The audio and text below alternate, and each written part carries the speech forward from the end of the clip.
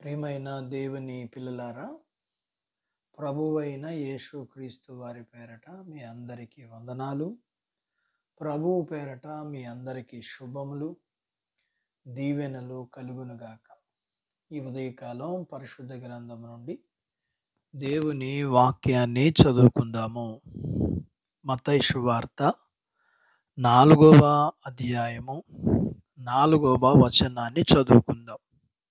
మనుషుడు రొట్టె వలన మాత్రము కాదు గాని దేవుని నోట నుండి వచ్చి ప్రతి మాట వలన జీవించును.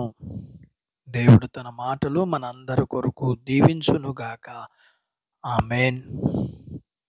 ప్రియమైన దేవుని పిల్లలారా, దేవుడు తలచుకుంటే మనం రొట్టె లేకుండానే బ్రతికే ఏర్పాట్లు చేయగలడు. ప్రభువారు అలా 40 రోజుల పాటు జీవించారు కదా.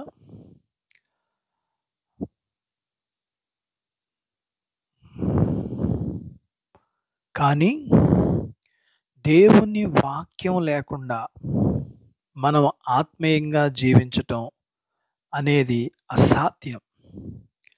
ఆ వాక్యం ద్వారానే సృష్టించబడ్డాం.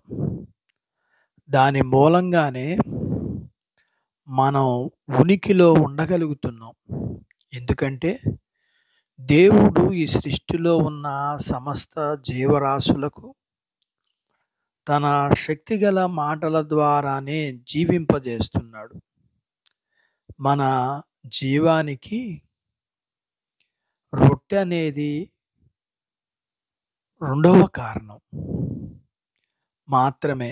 అయితే మన జీవానికి మొదటి కారణం దేవుడు.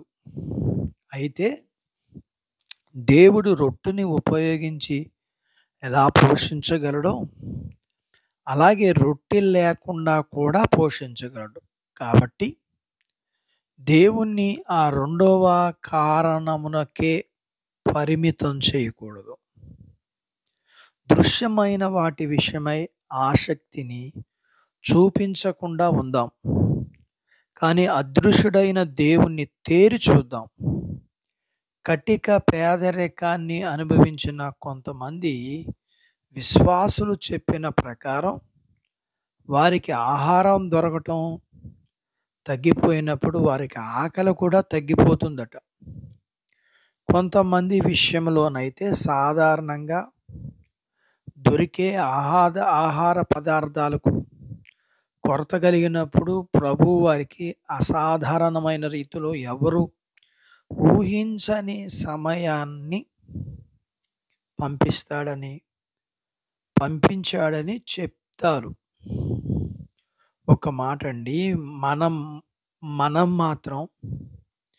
మనకు మాత్రం దేవుని వాక్యం చాలా అవసరం.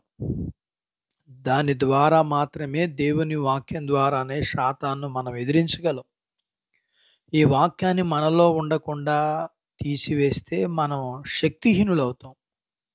వెంటనే శత్రువు మనల్ని తన ఆధీనంలోకి తీసుకుంటాడు. ప్రియులారా, మన ఆత్మలకు ఆహారం అవసరం. ప్రభు వాక్యం తప్ప మరేది మన ఆత్మలకు ఆహారం కాదు. ఈ ప్రపంచంలో ఉన్న గ్రంథాలన్నీ కలిసి ఒక్క పూట కూడా మన కడుపు నింపలేవు. ఈ లోకంలో ఉన్న బోధకులందరూ కలిసిన మన ఆత్మలకు ఒక్క క్షణం కూడా తృప్తిపరచలేరు. ఒక విశ్వాసి కడుపు నిండా తృప్తిపరచగలిగిన శక్తి కేవలం దేవుని మాటలకు మాత్రమే ఉంది. దేవుడు తన మాటలు మనందరి కొరకు దీవించునుగాక. ఆమేన్. ప్రార్థించుకుందాం. నాతో పాటు ఏకీభవించండి. మమ్మలను మిక్కిలిగా ప్రేమించిన మా ప్రియ పరలోకపు తండ్రి, మీ పరిశుద్ధ నామమును బట్టి మీకు వందనాలు. ఈ ఉదయకాలం మీ పాదాల దగ్గర మీ లేఖనాన్ని మేము నేర్చుకోవడానికి మీరు మాకు సహాయం చేశారు. కేవలం మీ మాటలు మాత్రమే మా జీవితంలో తృప్తిని ఇవ్వగలుగుతాయని మేము నేర్చుకున్న దాని ప్రకారం ప్రియమైన దేవా, మేమందరము ఈ లోకములో ఉన్న వాటిని బట్టి మేము బ్రతకం గాని, కేవలం మీ కృపను బట్టి మాత్రమే మేము బ్రతకగలుగుతాం.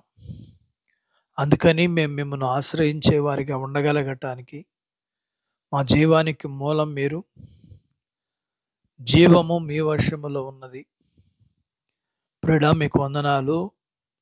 మీ పిల్లలందరూ మీ లేఖనపు సత్యాన్ని గుర్తెరిగి కొనసాగటానికి కావలసినంత కృపను మీరు అనుగ్రహించండి. అలాగనే ప్రియమైన దేవా, మీ పిల్లలను దీవించండి. చిన్న బిడ్డలను, యవనస్తులను, వృద్ధులను, స్త్రీలను, పురుషులను దీవించండి. వారి చదువుల్లో, ఆరోగ్యాల్లో, ఉద్యోగాల్లో, ప్రమోషన్స్, చేతి పనులు, వ్యాపారాలు, పొలాలు, పశువులను దీవించండి. వివాహాలు కాని వారికి అవ్వటానికి, అయిన వారికి గర్భఫలం లేకుండా ఉంటే గర్భఫలాలు ఇవ్వండి. గర్భం కలిగిన వారికి సుఖమైన ప్రసూతి ఇవ్వండి. ప్రసూతి అయిన తల్లి పిల్లలకు ఆరోగ్యాలు ఇవ్వండి. మీ పిల్లల అవసరతలు, సమస్యలు, బలహీనతల్లో మీరు సహాయం చేయమని యేసు ప్రభు వారి పేరట స్తుతించి ప్రార్థించి అడిగినవన్నీ పొందుకొని ఉన్నాము తండ్రి. ఆమెన్. దేవుడు మిమ్మల్ని దీవించునుగాక. ఆమెన్.